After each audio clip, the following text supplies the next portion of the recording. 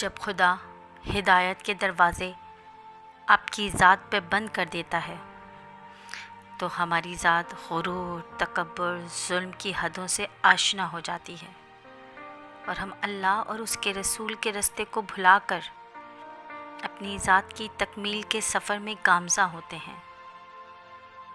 इस सफ़र में हम बहुत सारे लोगों को रोनते हुए आगे बढ़ने की जुस्तजू में बस चलते चले जाते हैं, ये देखे बिना कि कौन कौन रोंदा जा रहा है,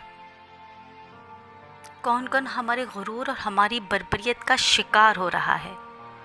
हम कामयाबी के हर कदम पर लोगों की आह समेटते हैं, लोगों के दर्द को नज़रअंदाज करके उनकी तकलीफ़ों में इजाफ़ा करते हैं। फिर आखिर में क्या होता है?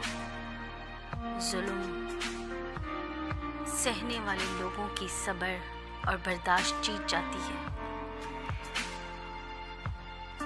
हमें बुलंदी से वाबस्ता होने के बाद पस्ती में रहने वालों की कदर करनी चाहिए, क्योंकि तुम नहीं जानते कि आह अर्श के बंद दरवाज़ों को खोल देती है। और जब खुदा इंसाफ का तराजू हाथ में लेता है तो वो दुनिया ही में मुकम्मल किताब कर देता है।